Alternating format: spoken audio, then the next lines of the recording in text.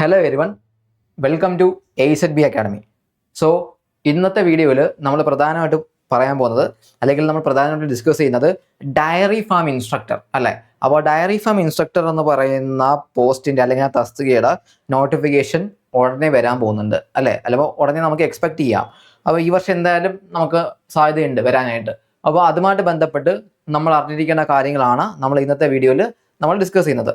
അപ്പോൾ നമ്മൾ ആദ്യം അറിയേണ്ടത് ഡിപ്പാർട്ട്മെന്റ് കേരള ഡയറി ഡിപ്പാർട്ട്മെന്റ് അല്ലെങ്കിൽ കേരള ഡയറി ഡെവലപ്മെന്റ് ആണ് ഇത് ഡിപ്പാർട്ട്മെന്റ് ആയിട്ട് വരുന്നത്. ഇനി പോസ്റ്റ് എന്ന് പറഞ്ഞു കഴിഞ്ഞാൽ ഡയറി ഫാം ഇൻസ്ട്രക്ടർ ആണ് പോസ്റ്റ് എന്ന് പറയുന്നത്.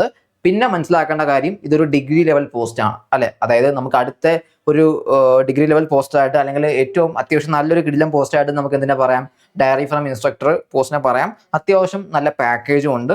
കാര്യം സ്കെയിൽ ഓഫ് പേ എന്ന് പറയുന്നത് ഈ പറയുന്ന ഒരു 35,600 ആ റേഞ്ച് മുതൽ ഒരു 75,400 വരെ എന്ത് വരുന്നുണ്ട്, ഇതിന്റെ സ്കെയിൽ ഓഫ് പേ വരുന്നുണ്ട്. അപ്പോൾ അത്യാവശ്യം നല്ല രീതിയിൽ ഒന്ന് ഫോക്കസ് ചെയ്ത് പഠിച്ചു കഴിഞ്ഞാൽ അല്ലെങ്കിൽ ഒന്ന് ആഞ്ഞ് പിടിച്ചു കഴിഞ്ഞാൽ എന്ത് ചെയ്യാം, ഇത് നമുക്ക് ക്രാക്ക് ചെയ്തെടുക്കാൻ തന്നെ പറ്റും. പിന്നെ വേക്കൻസീസ് ആന്റിസിപ്പേറ്റഡ് ആണ്. അപ്പോൾ അതുമായിട്ട് ബന്ധപ്പെട്ട കാര്യങ്ങൾ അല്ലെങ്കിൽ വേക്കൻസീസ് ഒക്കെ നമുക്ക് അറിയാം. വരുന്ന സമയത്ത് നമുക്ക് അതുമായിട്ട് ബന്ധപ്പെട്ട അപ്ഡേറ്റ്സുകൾ ഉണ്ടായിരിക്കും. പക്ഷേ എപ്പോഴും പറയുന്ന പോലെ നമ്മൾ വേക്കൻസി നോക്കിയിട്ട് നമ്മൾ ഒരു എക്സാമിനെ അപ്രോച്ച് ചെയ്യരുത്. നമ്മൾ പഠിച്ച് പോവുക. ഓക്കെ, ബെറ്റർ ആയിട്ട് പഠിച്ചു പോവുക. നമുക്ക് എന്ത് ചെയ്യാൻ പറ്റും, എത്ര വേക്കൻസി ഉണ്ടെങ്കിലും ഇപ്പം ഞാൻ എപ്പോഴും പറയാറുള്ളത് പോലെ തന്നെ നമുക്ക് ഇപ്പം ഒരു 150 വേക്കൻസി ഉണ്ടെങ്കിൽ നമ്മൾ ചിന്തിക്കേണ്ടത് നമുക്കതിൽ ഒരു വേക്കൻസി മതി അല്ലെ, അല്ലെങ്കിൽ നമുക്ക് ഒരു പോസ്റ്റ് മതി, അങ്ങനെയാണ് ചിന്തിക്കാനായിട്ട്. അപ്പോൾ ആ ഒരു മൈൻഡ് സെറ്റിൽ പഠിച്ചു പോവുക.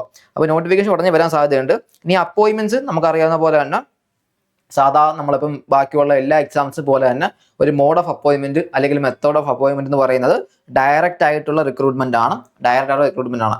ഇനി ഏജ് ലിമിറ്റ് എന്ന് പറയുന്നത് 19 to 36 ആണ് ഇതിന്റെ ഏജ് ലിമിറ്റ് ആയിട്ട് വരുന്നത്. ഇനി ഇവിടെ ഈ ഒരു ഡേറ്റിൽ വ്യത്യാസം ഉണ്ടായിരിക്കും. കാര്യം അതായത് ഇവിടെ 2/01/1986 എന്ന് പറയുന്നുണ്ട്.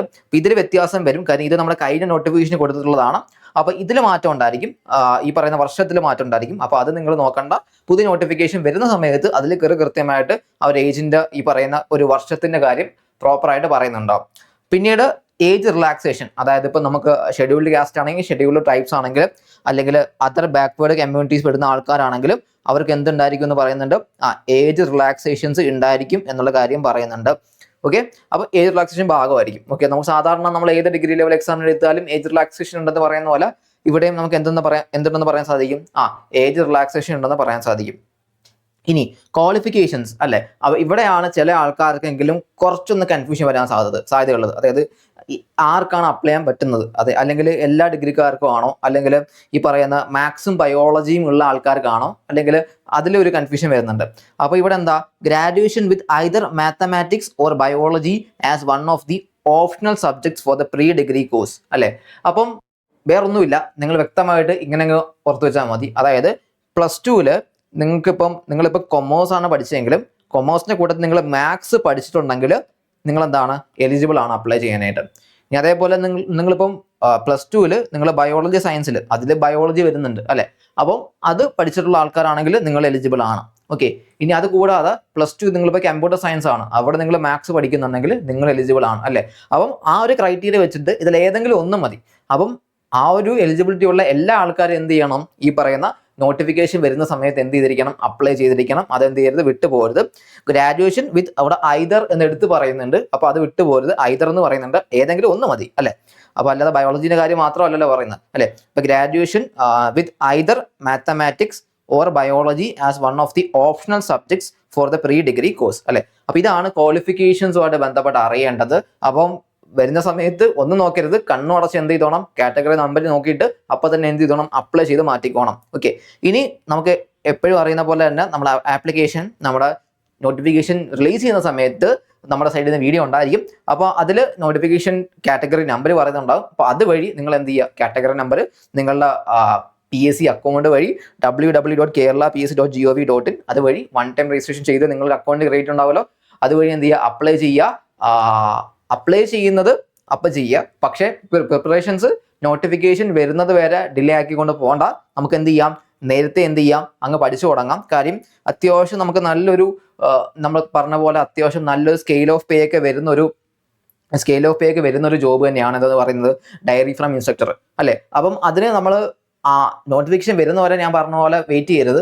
കൃത്യമായിട്ട് നമുക്കൊരു ഡീറ്റെയിൽഡ് ആയിട്ടുള്ള അല്ലെങ്കിൽ ഒരു ഡെയിലി സ്റ്റഡി പ്ലാൻ ഫോക്കസ് ചെയ്ത് നമ്മൾ എന്ത് ചെയ്യണം, പഠിച്ച് മുന്നോട്ട് പോകണം. സ്ട്രക്ചേർഡ് ആയിട്ട് സിലബസ് മനസ്സിലാക്കി മുൻ വർഷത്തെ റാങ്ക് ലിസ്റ്റ് ഒക്കെ അല്ലെങ്കിൽ മുൻ വർഷത്തെ സിലബസ് നോക്കി അത് വെച്ചിട്ട് എങ്ങനെയൊക്കെയാണ് ചോദ്യങ്ങൾ വന്നിട്ടുള്ളത് അതൊക്കെ നമുക്ക് അനലൈസ് ചെയ്തുകൊണ്ട് നമുക്ക് എന്ത് ചെയ്യാം, പ്രിപ്പറേഷൻ മുന്നോട്ട് കൊണ്ടുപോകാം.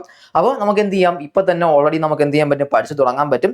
അപ്പം AZB അക്കാഡമിയിൽ ഇതിന്റെ അഡ്മിഷൻസ് സ്റ്റാർട്ട് ആവുന്നുണ്ട്. അപ്പൊ നിങ്ങൾക്ക് എന്ത് ചെയ്യാം, ഈ ഒരു നമ്പറിൽ കോൺടാക്ട് ചെയ്യാം, നേരത്തെ പഠിച്ചു തുടങ്ങാം കൃത്യമായിട്ട്. അപ്പൊ ഡെയിലി അപ്പൊ അധികം ടൈം ഇൻവെസ്റ്റ് ചെയ്യാണ്ട് ഇപ്പൊ തന്നെ നമ്മൾ നോക്കി തുടങ്ങുകയാണെങ്കിൽ ഡെയിലി ഒരു 3-4 മണിക്കൂറോ നമ്മളൊന്ന് പ്രോപ്പറായിട്ട് നമ്മൾ ഒന്ന് ഫോളോ അപ്പ് ചെയ്ത് പോകാന്നുണ്ടെങ്കിൽ നമുക്ക് എന്ത് ചെയ്യാൻ പറ്റും, ഈസി ആയിട്ട് നമുക്ക് എന്ത് ചെയ്തെടുക്കാൻ പറ്റും, ഇത് ക്രാക്ക് ചെയ്തെടുക്കാൻ പറ്റും. അതിൽ 100% ഗ്യാരണ്ടി അല്ലെ, നമുക്ക് ക്രാക്ക് ചെയ്തെടുക്കാൻ പറ്റും. പഠിച്ചാൽ കിട്ടാവുന്ന കാര്യമേ ഉള്ളൂ. പക്ഷെ നമുക്ക് എന്ത് ചെയ്യണം, ആ സ്ട്രക്ചേർഡ് ആയിട്ട് പഠിച്ചു പോയാൽ മതി. അപ്പോൾ നോട്ടിഫിക്കേഷൻ വരുന്നവരെ ഞാൻ പറഞ്ഞ പോലെ വെയിറ്റ് ചെയ്യാൻ നിൽക്കരുത്. നല്ല ഓപ്പർച്യൂണിറ്റി ആണ്. കാര്യം ഈ വർഷം നമുക്ക് ഡിഗ്രി ലെവലിൽ 1-2 കിടിലം പോസ്റ്റുകൾ എക്സ്പെക്ട് ചെയ്യാം. അതായത് ഒന്ന് ഈ പറയുന്ന ഡയറി ഫ്രം ഇൻസ്ട്രക്ടർ, അതേപോലെ നമുക്ക് LSDD എക്സാം അല്ലെ, LSDD എക്സാം നമുക്ക് ഈ വട്ടം എക്സ്പെക്ട് ചെയ്യാം. അതേപോലെ സബ് ഇൻസ്പെക്ടർ ഓഫ് പോലീസ് അല്ലെ, അത് നമുക്ക് എല്ലാ വർഷവും വിളിക്കുന്ന പോലെ ഈ വർഷം അവസാനമൊക്കെ നമുക്ക് എക്സ്പെക്ട് ചെയ്യാം. അപ്പം ഇങ്ങനെയുള്ള 1-2 അടിപൊളി പോസ്റ്റുകൾ വരുന്നുണ്ട്. അപ്പം ഇത് നമ്മൾ ഡിലേ ആക്കണ്ട, ഉടനെ തന്നെ പഠിച്ചു തുടങ്ങാം. നന്നായിട്ട് പ്രിപ്പറേഷൻസ് മുന്നോട്ട് കൊണ്ടുപോവുക. ഓക്കെ, പിന്നെ നോട്ടിഫിക്കേഷൻ വരുന്ന സമയത്ത് ഞാൻ പറഞ്ഞ പോലെ തന്നെ എന്ത് ചെയ്യുക, അപ്ലൈ ചെയ്യുക. Okay, thank you.